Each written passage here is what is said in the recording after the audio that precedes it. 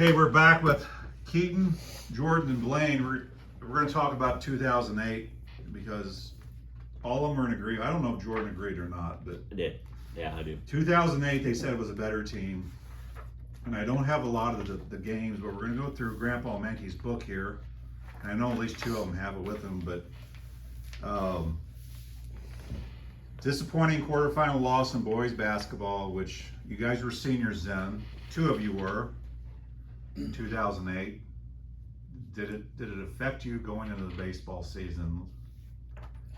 For me, the most heartbreaking thing that ever happened in my sports career was when we lost that game, that basketball game. It wasn't losing state baseball that year. It was basketball. And who, I forget, who was that game against down in Flat River? Oh, gosh. Some team we played terrible against that we could have beat.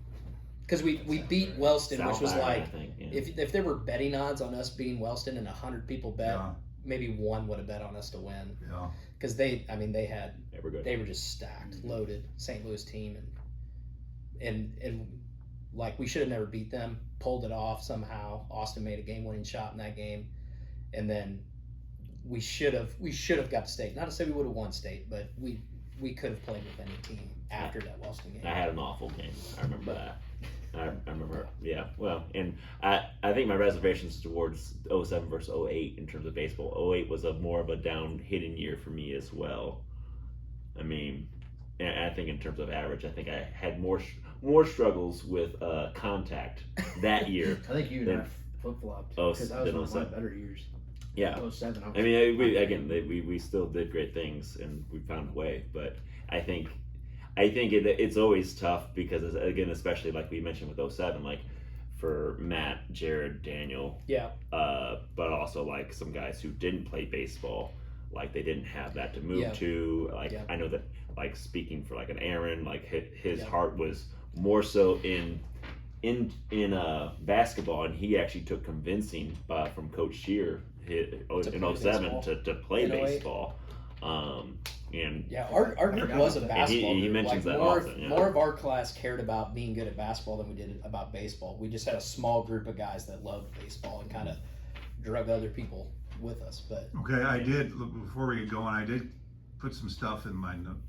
I did actually do some notes here, and I didn't cover the pitching part because the Owensville game was not in max prep, so it may be altered, but I'm going to go through some of the stuff from 2007 before we get 2008. Batting average, Alex Weaver was number 1, 361. Jordan Willimann, 328. Austin Block, 317, which, nothing against you, Blaine. I thought you would I honestly thought you would have had a higher average than what I saw. I think 08 would have been your better year. I honestly don't remember. 08 was I honestly don't remember. way better year for me. Okay. I know that. On base percentage, did you get walked a lot? I mean, I didn't strike out a lot. Okay, 453. Jordan Willimann, also 453. Alex Weaver, 451. Slugging percentage, swinging for the fences. Jordan, right? 557. Our one power threat in the lineup. 557. Scott Sorey, 453. Alex Weaver. Alex must have been a pretty good hitter, right? He was a good hitter. He was a good all-around player, but it just his shoulder didn't work. Okay.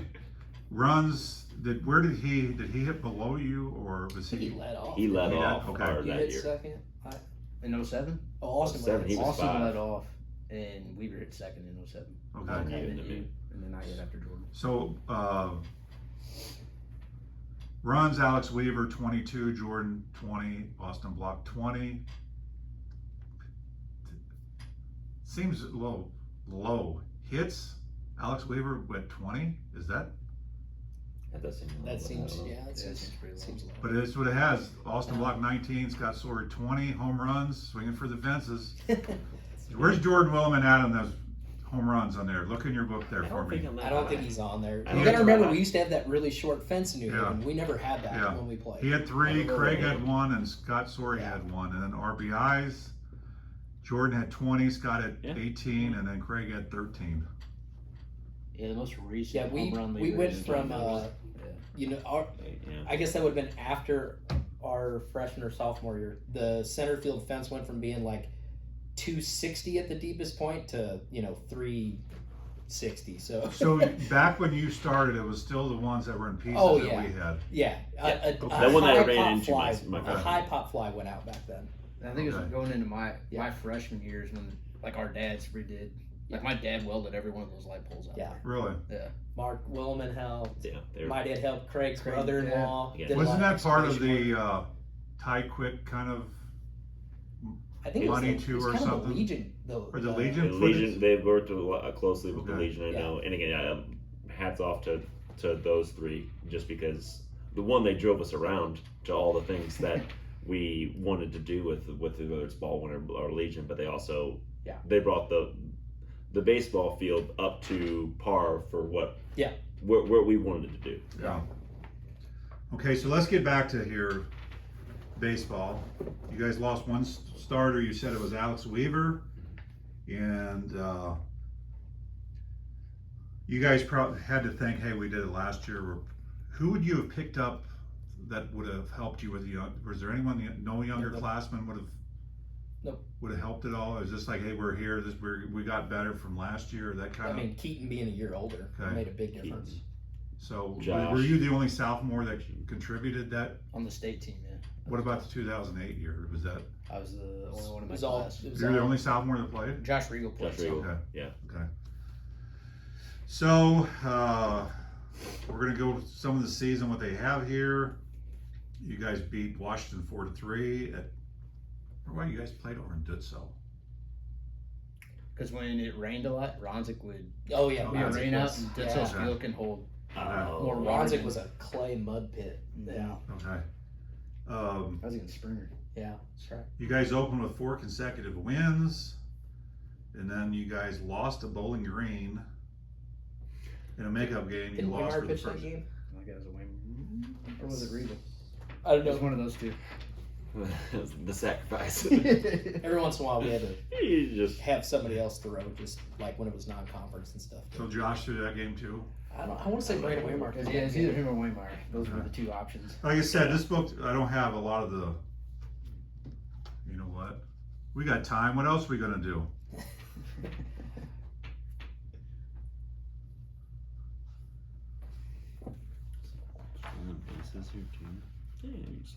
I don't actually have it. I have to get it on my phone. I don't have the app on here, but I'm not going to load it up. But anyway. So it basically goes, you guys marched through the conference and you guys completed the 7-0 record. And it was the first time New Haven had a conference baseball championship. In 85, they shared it. That's what have been, Brian Abbott was a senior in 85. So Tim Otten talks about that year was pretty good. They had some talent. And so it actually goes in, let's see, it goes into somewhat of the conference here. You guys beat Pacifics again. So 2 years in a row you beat Pacific. Mm-hmm. And you guys, solid pitching by Blaine and a 3-run homer by Brandon Waymire, and you guys won 7-5. Oh, That that was 08. It was 08. Brandon hit that home run. They all run together. They did. So that would have been a Pacific, right? Because you said you played Pacific. No, that was here. That was Here? here. Okay. Yeah, left center. flip flop. Okay. He And tanked it. then you guys, this is another one Josh pitched in. He was a junior. Non-conference game against Herman, 9-3. And then you guys, a 2-hitter. Oh, throwing smoke. Blaine Abbott had 13 strikeout against St. James. St. James wasn't very good. So, and then you guys pitched against Herman again, which probably would have been, I think back then it was conference, non-conference. You played him twice. It had to be if you played Herman twice. Yeah. Porter's conference tournament or something. I Okay. don't know. Yeah, I don't remember how it worked.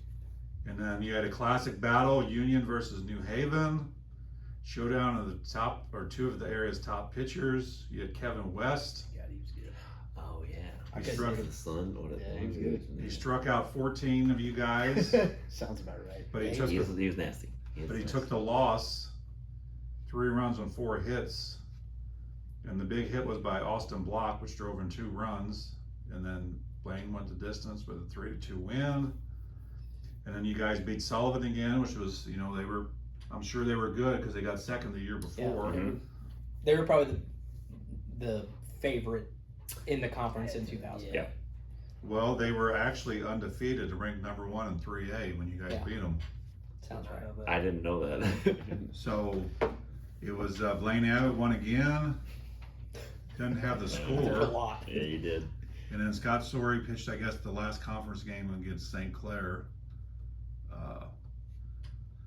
So we entered districts at 14-2. So they mentioned the Bowling Green. Do you remember who the other team you would have lost to?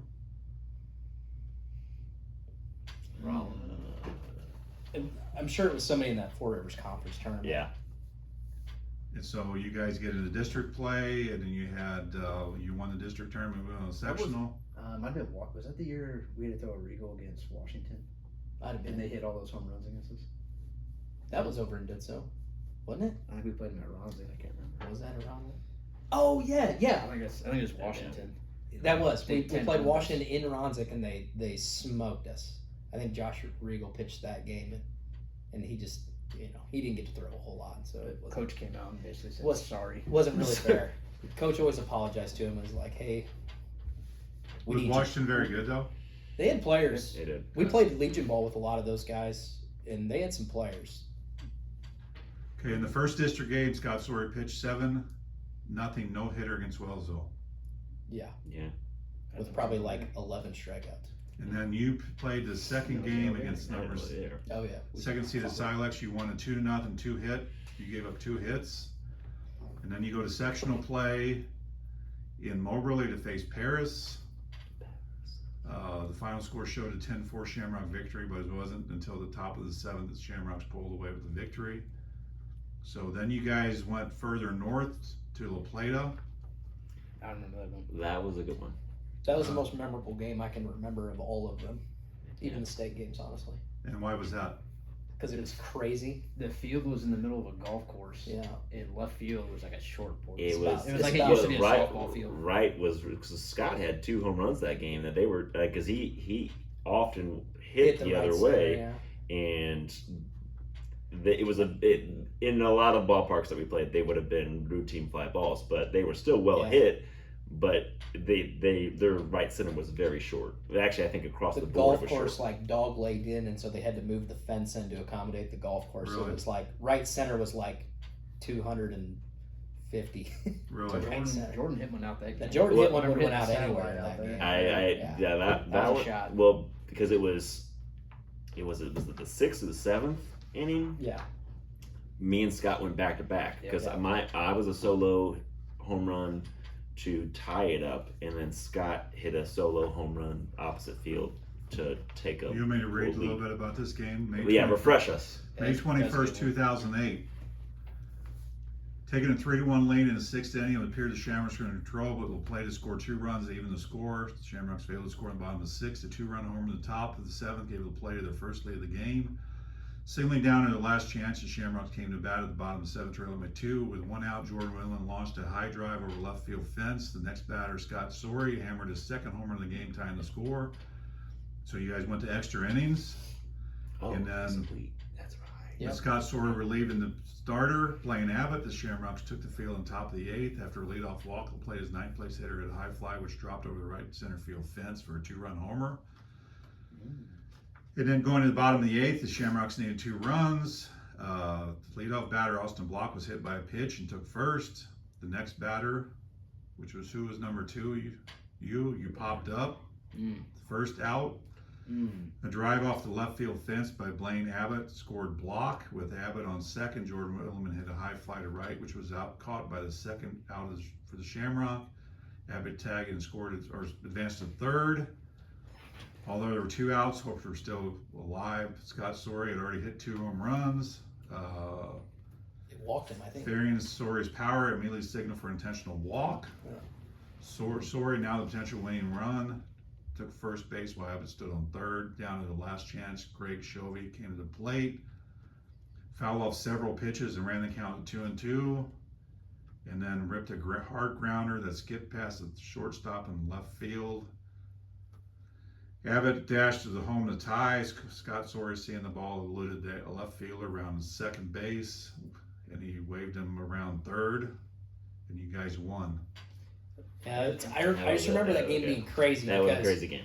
there was a couple chintzy home runs on both sides because of that right field fence that like would have been fairly routine pop flies, but then there was also just both teams didn't play very well in the field, and the ball got booted around a little bit, and it was chaos. The whole game was chaos.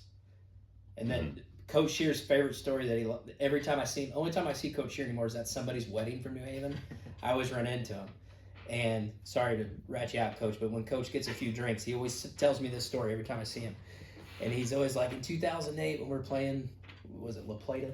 Yeah, it was La Plata and La Plata. The only time Blaine ever tells me that he can't throw because his arm's tired is in that game.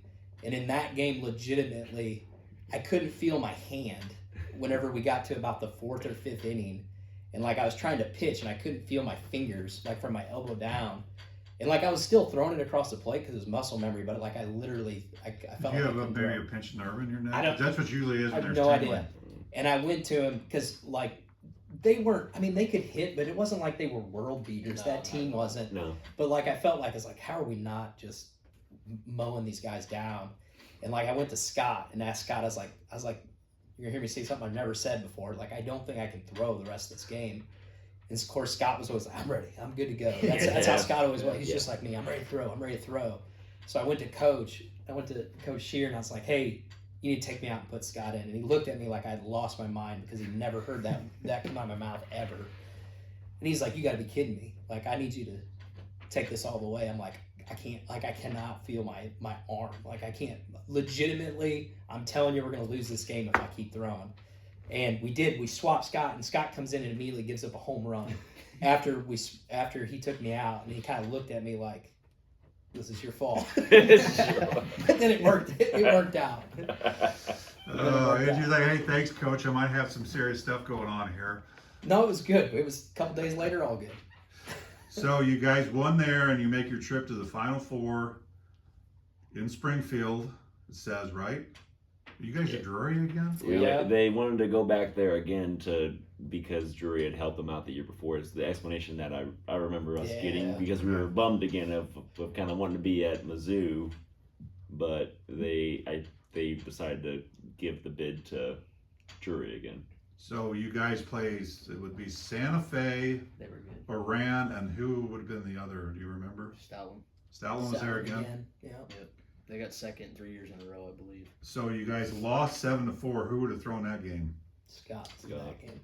So after 5 innings, the Shamrocks led, but Santa Fe came up with 6 runs in the 6th and took the lead. And Mountain rallied in the 7th, scoring 2 runs and had bases loaded when a disputed call at second. What is that? What was the disputed call at second? Tedke sliding into second. Everybody thought he was safe, and they called him out. Do you have that on tape?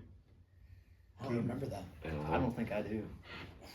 It's kind of like the infamous charging call with Tim Shear that wasn't a charging call. It was moving. Now I remember that very vividly. Yeah. So you guys, was there a letdown? I always ask this to people that go to the third place game. Was there a letdown from your loss to Santa Fe? Like, hey, we don't even want to play in this game, or did he get you guys motivated saying, hey, obviously you pitched that game, correct?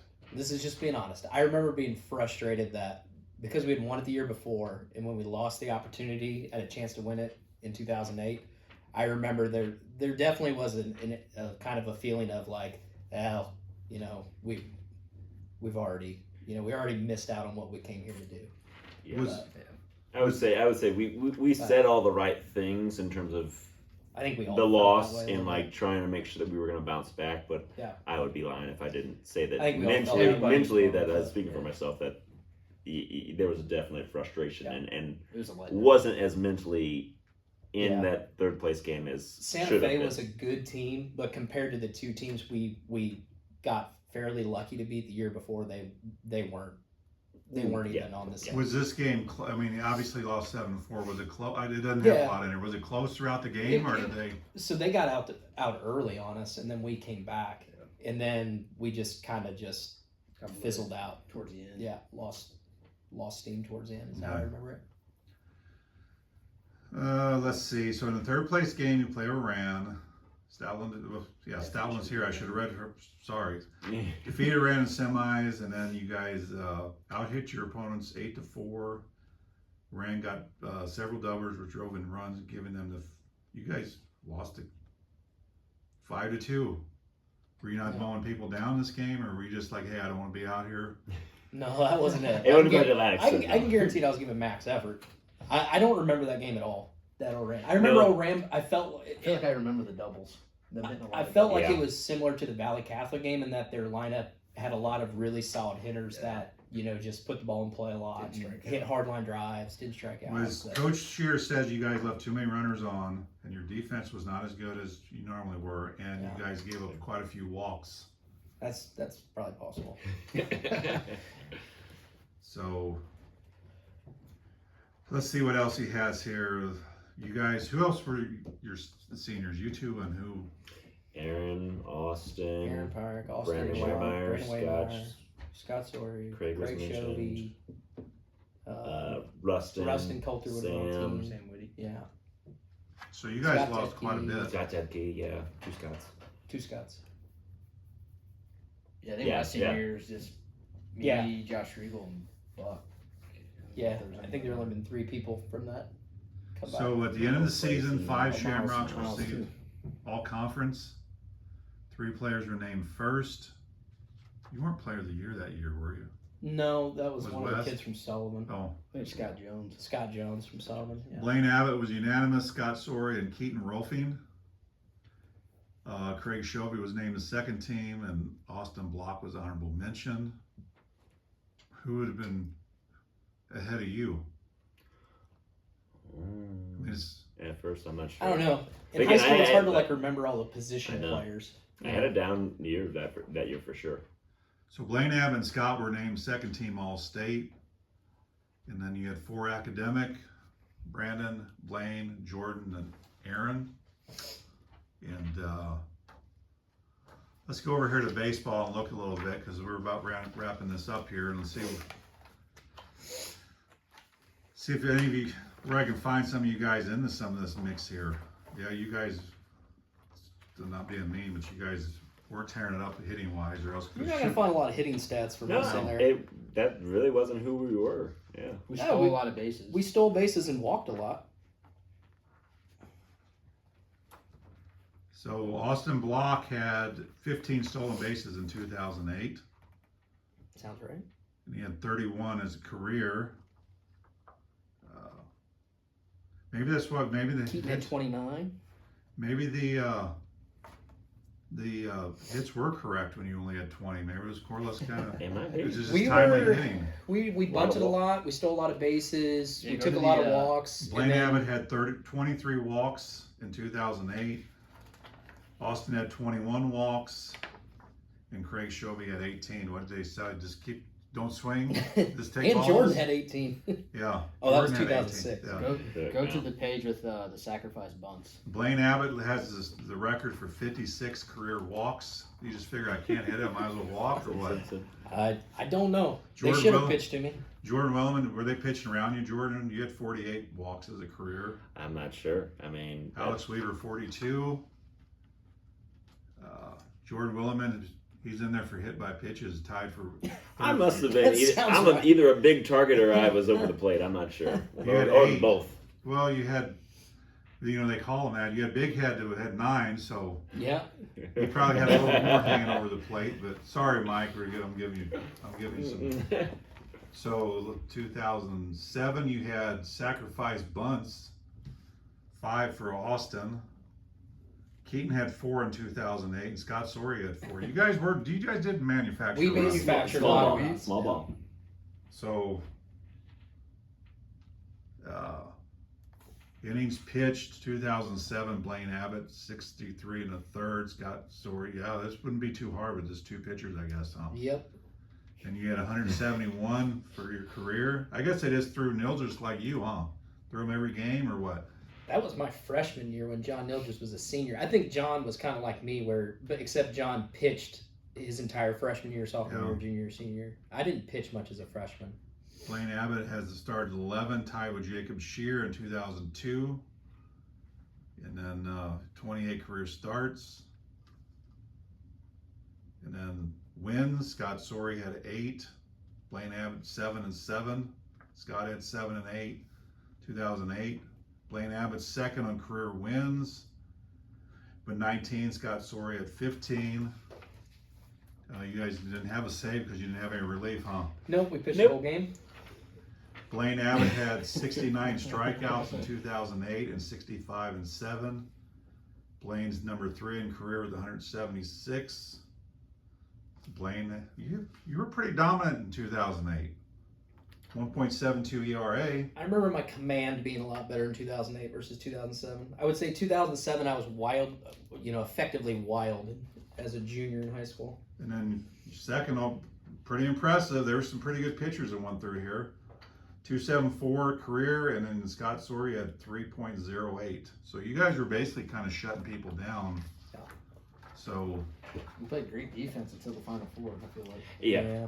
Both years. Yeah, I would agree. That's what we did. We pitched extremely effectively, and we typically fielded the ball extremely effectively, and then we manufactured runs. So we've covered 2007. We're at 20. This is a good point. So I appreciate you guys driving here. I wanted to do this for a while. I don't even know. Did you send me a friend request maybe for the other ones, and I sent you some stuff through Messenger, seeing if you guys would do it? I think so. Hopefully some people that are on here that work, I always say, not excluding anyone, but it's very hard to even get 2 people, sometimes even 1 to do this. So hopefully you guys have brought back some memories to you guys and the people that are going to watch this. Say, yeah, I remember this. Is there anything else you guys want to add that we didn't? Any photos in your book that brings back memories, Jordan? Oh, there's plenty. And I think the biggest thing, just kind of hearing all this, is just how easily it is to take for granted the connection and the fun that we had. Because I came back to New Haven and was I coached with Coach Shear for a year, and then I took over as varsity head coach. And not to demean any of those boys that I did coach, but there's definitely was a different feeling vibe of our group versus where it had gone. And I know that New Haven has some stronger young players too. So I just hope that they can have some of the same experiences that we had of just because it was a lot of fun. And again, it was never done like we had talked about earlier, to where it was a job for us. We enjoyed playing together, and I hope that others get that too. Our group of guys were never, the biggest, strongest, fastest, most athletic. You could talk baseball or basketball out there, but we played a lot together, and we meshed well together, and we were committed to each other, and that's probably why we were successful, because you could have pointed to any team in the conference. They would have had better athletes than us. They'd have had bigger kids than us. It was just, we had done it our whole lives. And so when we were tight knit got group up to that, yeah, we had the fundamentals down pat. I recently talked to a couple guys that we played Washington with, and they always said that typically you'll get small schools like New Haven as a tune-up game, but they actually had to prepare for us. Well, you look, and when you're talking about your group, and if you look back, and I'm, like you said, quite a bit older than you. So I can remember a lot, not the 50s and the 70s, but after that, the teams that are really good in any of these sports, or even track and field, the core group, they were really close with each other. Mm-hmm. You guys don't remember because you guys are young, but the 89 basketball team, which I was a part of, the Running Rocks, we grew up together. We played from little on, we were together. And you look at each group, like Kyle Wolf and Tim Shear, they were really had a core group. They were not saying you couldn't add it, but there was always a core group that started at a young age and built up. And I think you need that even in big schools. There's got to be a core group that, hey, we're together on this. Because how many teams, especially you being down in the city dealing, you can take 10 all-state players and put them together, and they're not going to be they're not going to do it. So that was very important that you guys started doing this at a young age. You enjoyed it. Same way with the basketball teams, volleyball teams. It was just it wasn't like, hey, we're all individuals. There was something you guys spent time in each other's house. You guys probably fished together, hunted together, whatever else. Probably spent time out at the Maggie farm or out at your dad's place, mom and dad's place, and not much on Highway 100 for hanging out at the Rohlfings there other than listening to traffic. But you don't understand what I'm saying. It was, We played a lot of wiffle ball at the Rohlfing house. you did? Where? There was a side yard. There's just a lot of times we. Home run derbies, man. Yeah.